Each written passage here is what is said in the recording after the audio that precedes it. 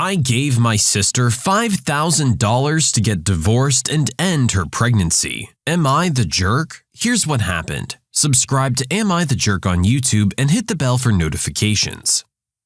I, 32-year-old male, have two older brothers, male 38 and male 40, and a sister, female 34. Note the age differences. Our dad passed away 5 years ago in our hometown, a more suburban town in Wisconsin. Our family was relatively modest when my brothers grew up, so they were cared for by a lot of my parents' families who were very conservative. My dad personally was not. By the time me and my sister were born, our dad's career was doing great and we were well off. Me and my sister have masters, while our brothers didn't go to college despite the funds and chances. My mom had been trying to set my sister up with a churchgoer's kid. This didn't progress until around the time my dad died and my sister came back and helped with the funeral. My brothers' families are both in town as well. I worked in tech in China then and lived in San Francisco now, and since the funeral have been mostly low contact with everyone except my sister. Honestly, I was very close with my dad, and there was obvious favoritism towards me which the others didn't like. So my mom and oldest brother now technically live in my house. My sister somehow ended up leaving her career and moving back. She married the man my mom set her up with in 2019.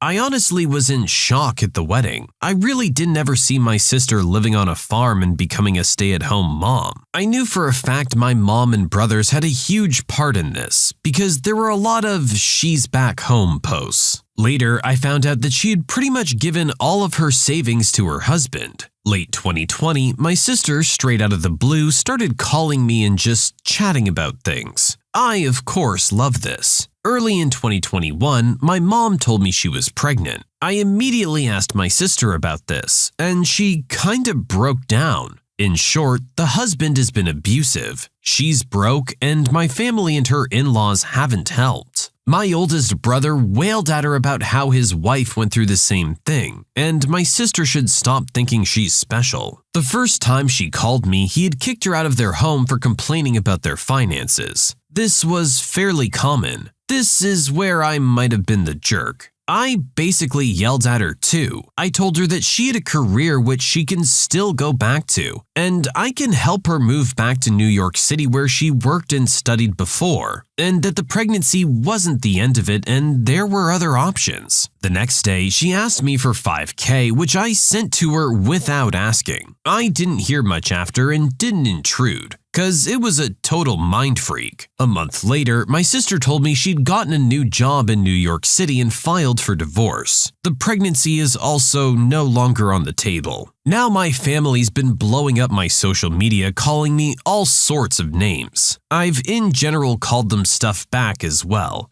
and the home might be on the market soon. My sister needed to switch apartments and got a restraining order against her ex. And, well, things aren't great, but I'm happy my sister's better. So, am I the jerk? Absolutely not. I have no idea what's going through the rest of your family's head that they think this was a good situation that she was in. This is not normal and by no means something that your sister should just have to accept. I'm 100% with our original poster here. I would have done whatever it took to get her out of there as quickly as possible. You need $5,000? No problem at all. If it's gonna mean that you're safe and happy and away from that jerk, I'll cover whatever you need. Sister seems like a good person, and I'm sure she'll pay this money back later. But even if she wasn't able to, it's completely worth it given the situation. You can submit your own stories to be featured here on the channel. The story submission link is in the description below. And if you want to listen to some vibey music in the background, check out easymode, also linked below. And don't forget to subscribe. I told my barren sister not to worry about not having kids cause she would have been a horrible mother anyway. I, 17-year-old male, have two sisters, Alice, 29, and Miranda, 33. I'm much closer to Alice than I am to Miranda. Miranda's also not on good terms with our parents. Alice has 4 kids and is currently expecting child number 5, while Miranda can't have children, which her ex divorced her for. Miranda's very successful in life. She has a nice apartment, works a good job, and earns a decent amount of money. Alice, on the other hand, is struggling financially. She had her first kid right out of high school and got pregnant with her second child soon after, so she decided to be a stay-at-home mom to her children while her boyfriend provides for them. Me and my parents try to help them out as much as possible, be it childcare or money, whatever she needs. I love my nieces and nephews. I take them to the park and play with the older ones. I really do enjoy it. Miranda doesn't help out with them. She says it's because she's too busy. Well, she works long hours, but she doesn't have kids, so I don't know what she does on weekends. She also doesn't help out financially, which I find unfair, since she makes so much money and all she does is spend it on herself. Although she does give us very nice gifts for Christmas and birthdays. My parents nag her about it, saying she should give some of her money to Alice monthly, and I agree with that. So here comes the part where I may have been the jerk. I was at Miranda's place last week, as she was baking muffins and invited me over to eat some and catch up. We got on the topic of Christmas presents and I told her some of the stuff I wanted. She nodded and said she would give our parents a coupon for a much-needed vacation, and Alice some clothes she had mentioned, and also some new boots and jackets for her kids. I was a little stunned she didn't have more for Alice, so I asked, why do you only get Alice the bare minimum? You can afford to help out more and you refuse to out of spite. Miranda looked at me and laughed. She said it wasn't her business to feed 6 people, that Alice was old enough to make her choices and live with the consequences. She knew what she was getting herself into, and she wouldn't pay Alice's way through life just because she kept having children she couldn't afford.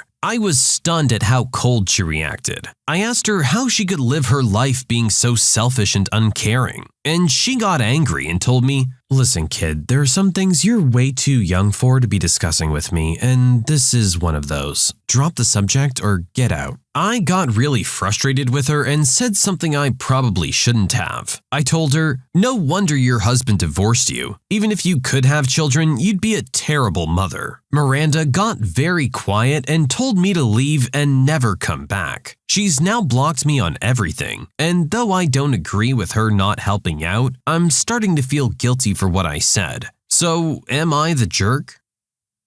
This has to feel like one of the worst things one of our original posters has ever said. I don't know what to even begin to tell this kid. Their point of view on this matter is so skewed. I get that you like one sister more than the other, but that doesn't mean that she's God's gift to Earth. She's clearly made some questionable choices in her judgment, and her financial situation is on no one but her and her boyfriend. It's not Miranda's responsibility to pay for all these kids just because Alice can't use protection. Why do they insist on having more and more children when they're already financially struggling? Miranda sounds like she's done really well for herself, despite everything that's happened to her and the curveballs that she's been thrown. I don't think that she's jealous of Alice's situation. I'm sure she would like to have a kid of her own, but that doesn't mean that she wants to be where Alice is. And because your point of view is so skewed on this matter, you said something that was incredibly disrespectful to your sister. I'm surprised she acted as calm as she did, and I don't blame her for just completely cutting you off after that.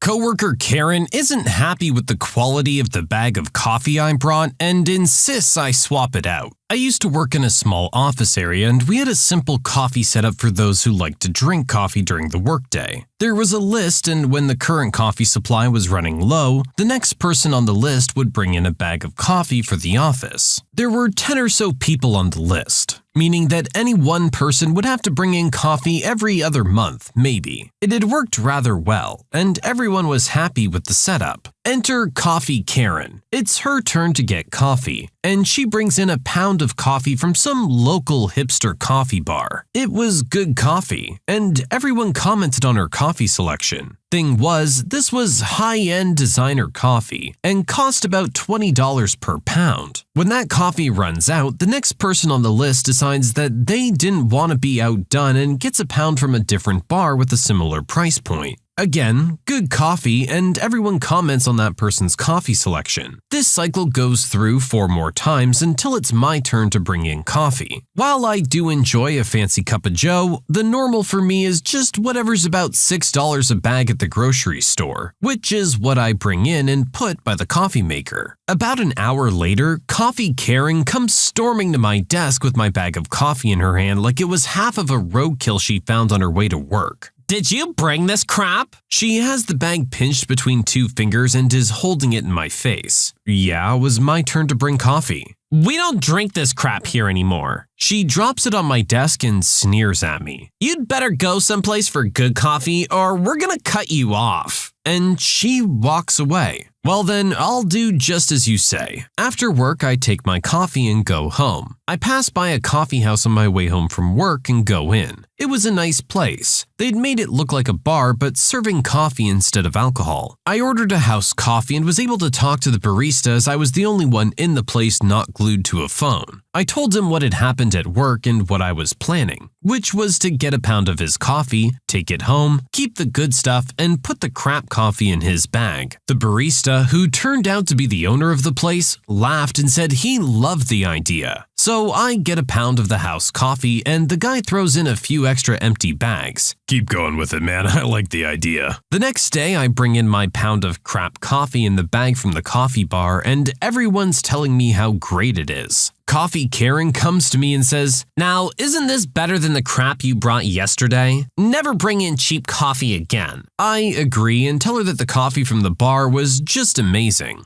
I just failed to mention that the coffee she was drinking was the same that she turned her Karen nose up at the day before. Later in the week, I go back to the coffee bar and find the guy to tell him what happened. He loves it and said when I ran out of bags to come back and get more from him. I asked him why he was supporting my crap coffee in his packaging, and he said, "Well, they don't know good coffee from crap coffee, right? So they like the coffee, they may come in here and get my good coffee and decide to get more of it. Free advertising for me." It must have worked out for him because I saw a few of his coffee cups at work over the next few months. As for me, I got to wake up every morning to a nice cup of coffee.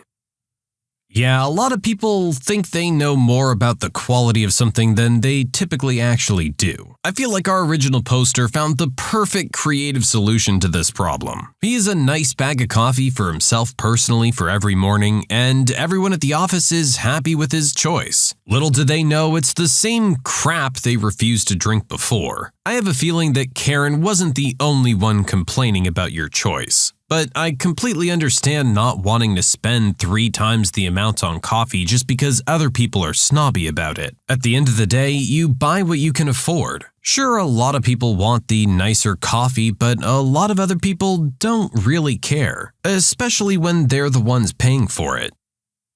I sent my resignation letter in and accidentally triggered a mass quitting across my company. I was done with the company as they cut our pay to avoid laying off anyone, but then we posted record profits, and they didn't increase our salaries or give us the 10% bonus everyone was promised. 20% of the department had already quit, but I was hanging on a bit hoping to ride it out until next year. Then the boss yelled at an intern for asking to go home early and have time off because her mom just called to tell her that her cat was dying and to go straight to the vets. She wanted a few days off, and the boss basically told her cats were animals and she wasn't allowed to request time off unless it was a human dying. He was supposed to discuss it in private, but decided to just go to a corner of the office where my team overheard him. She was crying, grabbed her stuff, and ran out of the office. I sent a company-wide email, which is standard, saying that I was quitting, and highlighted the interaction between the boss and the intern as the main reason, though I didn't name names. Then, immediately, like 10 people emailed me back to ask me who the manager was and to avoid leaving a trace. I told them in person, and within a few days, most people knew. I work in IT, where finding a new job now is really easy. and tons of friends would offer me referrals into their companies immediately. I found another job within the 2 weeks and am starting on Monday. There's been over 24 people sending quitting emails, and now the company is shutting down people's emails a few days before they leave, so they can't send goodbye emails and link their LinkedIn or phone number so current employees can't find them to piggyback to the next company. The boss came to berate me as he was being disciplined and might lose his job. I don't feel sorry for him because he's a jerk, but his family's going to be hit hard because he doesn't have any marketable skills other than PowerPoint.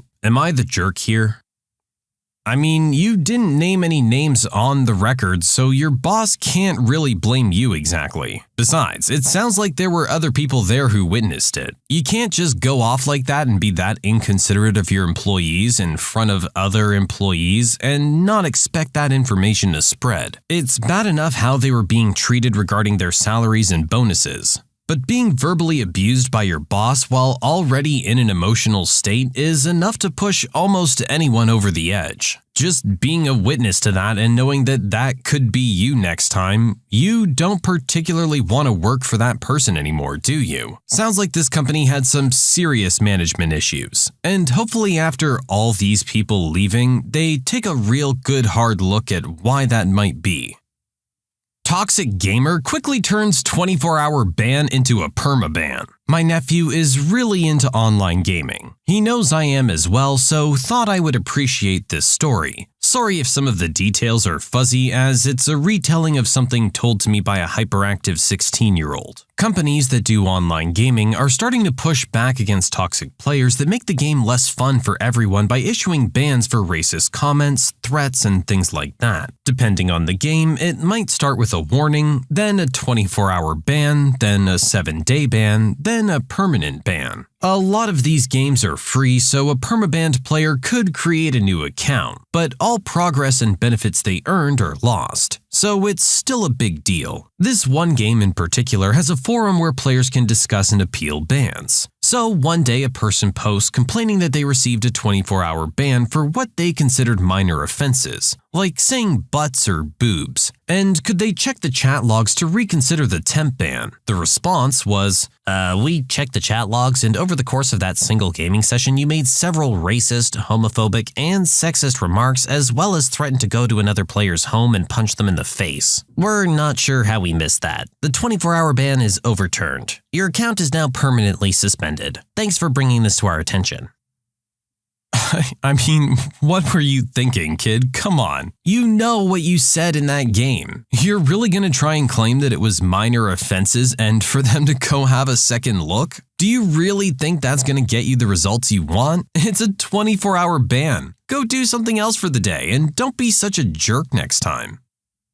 I had my half-brother removed from the will after he stole money from our father with Alzheimer's. Shortly after my father was diagnosed with Alzheimer's, my formerly estranged half-brother quit his job and moved in to help take care of my dad. Though there wasn't really enough money, it was agreed to pay him around $300 a week to make up for his missing income. During this time, my half-brother abruptly acquired durable power of attorney and usurped medical and financial decisions. My father and mother had separate financial lives. Several documents relating to my dad's pension, which were now my half-brother's responsibility, were not turned in on time, resulting in my dad missing out on a one-time payment of $8,000 and lowering his pension payout by about $300 a month. My half-brother then cleaned out my dad's remaining savings of about $3,000. But we didn't discover this until about a month later. 6 days later, our father took a short drop and a sudden stop in the basement. My dad left all of his insurance money and belongings to my mother. Us children were left with only sentimental items. My half-brother was visibly upset and shaking when the will was read. He acknowledged that my mother was receiving everything and left. About a month later, we discovered the missing money. Though he broke no laws because he had power of attorney, we insisted he pay it back, even offered to let him make payments over a 2-year period.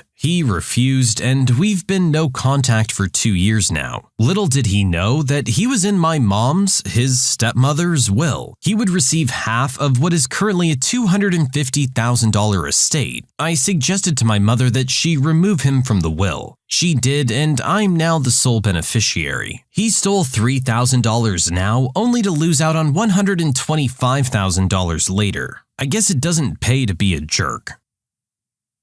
Seriously, what a dirtbag. Clearly there was a reason he was estranged in the beginning. And it's pretty obvious why he was suddenly coming around and wanted to be so close to your father as he was having trouble. The whole situation is really kind of messed up, but as much as I hate to say it, this might be for the best. It's better than having this jerk hanging around and still trying to grub for everyone else's money. He chose to try and cash in on a family member passing away, and while he got $3,000 out of it, it cost him contact with all of his family. Now everyone knows who he is and what he really wants, and they're not going to have anything to do with him going forward. Being perfectly honest, just having him not in your guys' lives anymore, I would just go ahead and call that a win. When you subscribe, make sure to hit the bell to turn on notifications. Put the playlist on in the background to finish listening to all the stories. Or if you want to listen to some vibey music in the background, check out Easy Mode. If you like Am I the Jerk, give Am I the Genius a shot. Everything linked in the description.